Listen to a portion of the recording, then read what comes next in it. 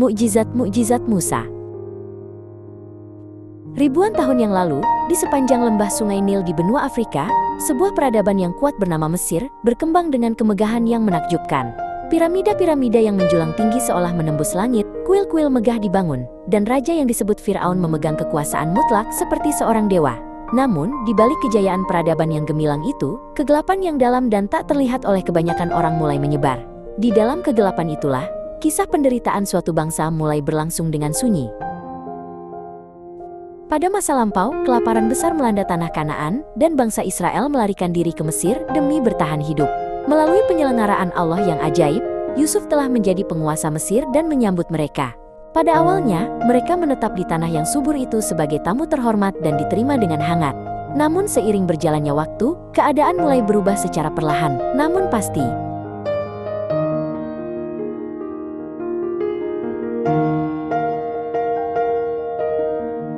Di Mesir bangkitlah sebuah dinasti baru, yang diperintah oleh raja-raja yang tidak mengenal Yusuf.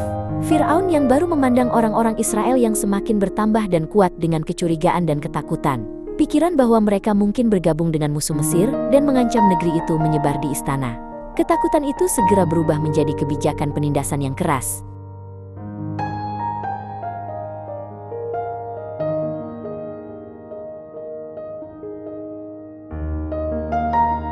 Orang-orang Israel tiba-tiba dipaksa melakukan kerja paksa dan direndahkan menjadi budak yang menderita.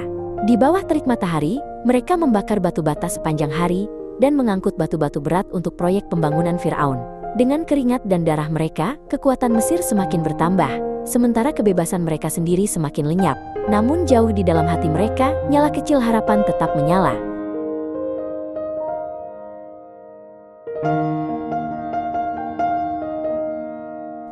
Bahkan di bawah kerja paksa yang kejam, jumlah orang Israel terus bertambah. Merasa ancaman yang semakin besar, Firaun akhirnya mengeluarkan perintah yang mengerikan untuk melemparkan setiap bayi laki-laki Ibrani yang baru lahir ke Sungai Nil. Itu adalah upaya kejam untuk menghapus satu generasi dan menghancurkan masa depan komunitas itu. Mereka disebut orang Ibrani, yang berarti orang-orang yang menyeberang, bangsa Israel yang terikat kepada Allah melalui perjanjian. Pada masa yang gelap itu, lahirlah seorang anak laki-laki dari pasangan bernama Amram dan Yokebed di antara bangsa Israel. Anak ini kelak akan menjadi Musa, pemimpin besar yang menuntun Israel menuju kebebasan. Musa memiliki seorang kakak laki-laki yang fasih berbicara bernama Harun, dan seorang kakak perempuan yang bijaksana dan berani bernama Miriam. Bahkan di bawah ancaman kematian, keluarga ini percaya kepada Allah dan bertekad melindungi nyawa sang anak.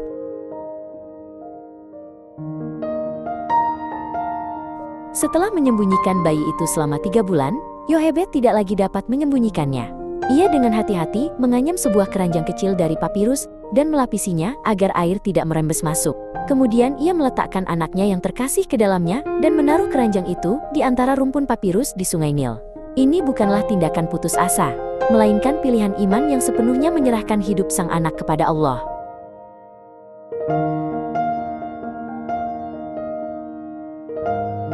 Dari kejauhan, Miriam mengamati dengan diam, mengikuti nasib keranjang itu. Pada saat itu, Putri Mesir turun ke sungai bersama para pelayannya untuk mandi dan beristirahat. Tangisan lemah seorang bayi yang terdengar dari antara papirus menghentikan langkah sang putri. Sebuah momen yang akan mengubah nasib seluruh bangsa sedang mendekat dengan tenang.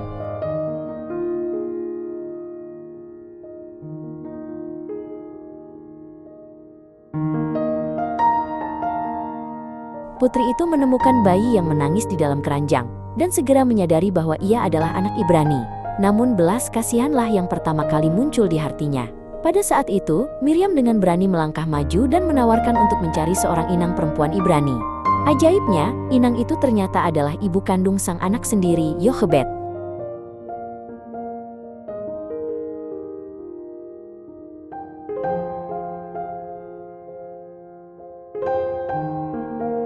Setelah anak itu disapih, sang putri secara resmi mengangkatnya sebagai anaknya sendiri. Ia menamainya Musa, yang berarti ditarik keluar dari air. Musa tumbuh besar dengan perlindungan sebagai seorang pangeran di istana kerajaan Mesir. Namun hidupnya telah berjalan di dalam rencana khusus Allah.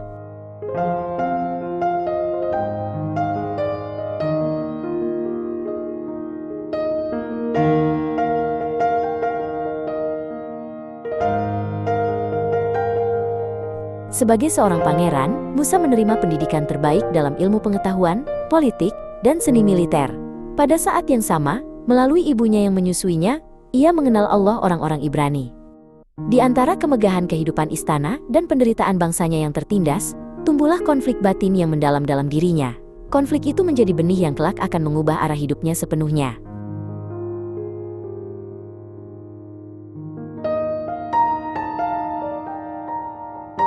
Suatu hari, Musa menyaksikan seorang pejabat Mesir memperlakukan seorang budak Ibrani dengan kejam. Tak mampu menahan amarahnya, ia membunuh orang Mesir itu dan menyembunyikan mayatnya di dalam pasir. Ketika perbuatan itu diketahui, Firaun berusaha membunuh Musa. Musa meninggalkan kehidupan istana dan status kerajaannya, lalu melarikan diri ke padang gurun Midian.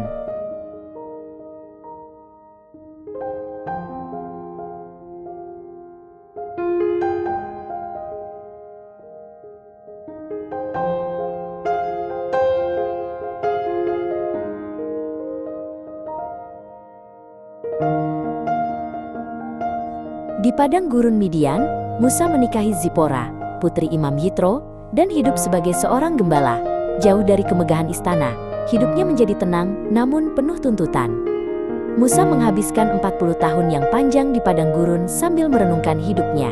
Masa itu adalah persiapan Allah yang menuntunnya menuju panggilan yang baru.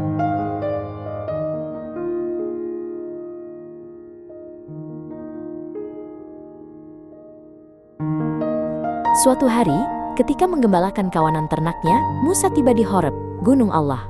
Sebuah semak menyala dengan hebat, namun tidak terbakar habis. Dari tengah api itu, Allah sendiri memanggil Musa. Ia menerima tugas yang kudus untuk memimpin bangsa Israel yang menderita keluar dari perbudakan.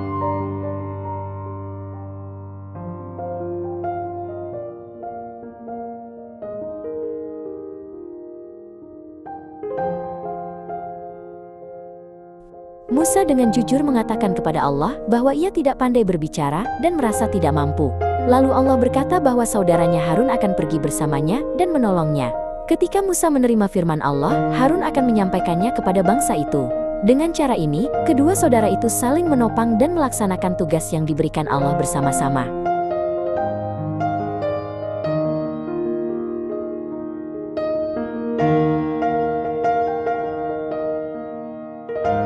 Mengikuti perintah Allah, Musa dan Harun kembali ke Mesir setelah 40 tahun. Mereka berdiri dengan berani di hadapan Firaun dan menyatakan dengan jelas, "Biarkan umatku pergi." Namun Firaun dengan keras kepala menolak permintaan mereka.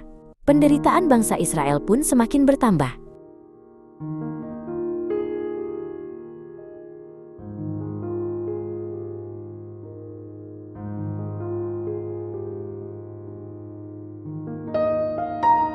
Allah mengirimkan 10 tulah atas seluruh Mesir, satu demi satu. Air sungai Nil berubah menjadi darah, dan kata, nyamuk, serta lalat memenuhi negeri itu. Ternak mati, bisul yang menyakitkan muncul, dan hujan es serta belalang menghancurkan ladang dan tanaman. Akhirnya, setelah kegelapan yang pekat menutupi negeri itu, datanglah tulah yang paling mengerikan, dan setiap anak sulung mati.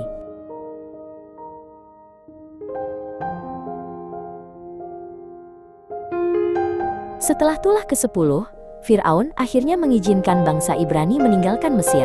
Pada siang hari, tiang awan berjalan di depan mereka, menunjukkan jalan dan melindungi mereka dari teriknya matahari. Pada malam hari, tiang api muncul, menerangi jalan di padang gurun yang gelap. Ini adalah bukti yang jelas bahwa Allah selalu menyertai mereka dan secara pribadi menuntun perjalanan mereka.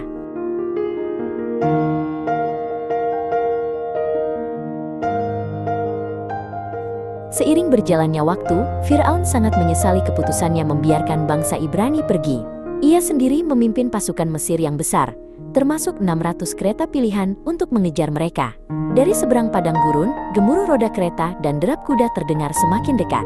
Ketakutan dan kecemasan kembali tampak di wajah bangsa Ibrani.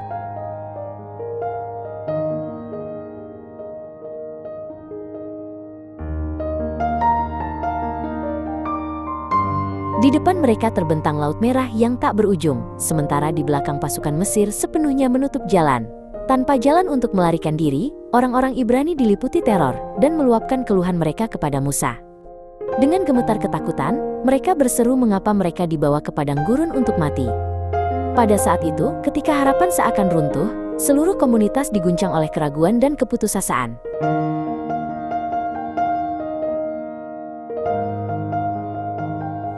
Musa berseru kepada bangsa itu dan berkata agar mereka tidak takut. Allah memerintahkannya untuk mengangkat tongkat dan mengulurkan tangannya ke arah laut. Sepanjang malam, angin timur yang kuat mulai bertiup. Air Laut Merah terbelah ke kiri dan ke kanan, dan sebuah jalan yang mustahil oleh kekuatan manusia mulai terbuka.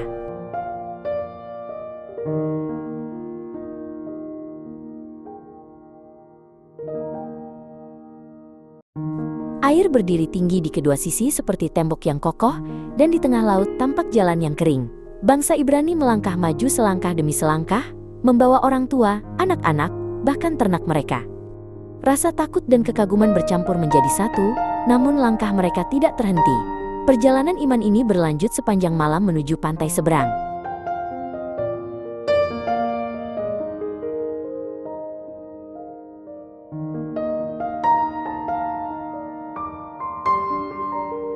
Pasukan Mesir tidak berhenti, tetapi mengikuti mereka masuk ke laut yang terbelah. Kereta dan kuda berpacu di antara air, namun terperosok ke dalam lumpur, roda-roda terlepas, dan kekacauan pun terjadi.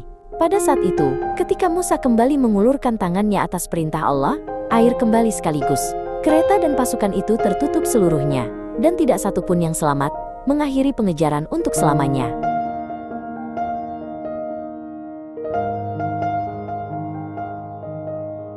Di pantai seberang, bangsa Ibrani akhirnya memastikan kebebasan mereka sepenuhnya. Mereka bukan lagi budak Mesir, melainkan umat yang terikat perjanjian dengan Allah. Seiring waktu, komunitas itu berjalan menuju tanah perjanjian Kanaan dan membangun kehidupan yang baru.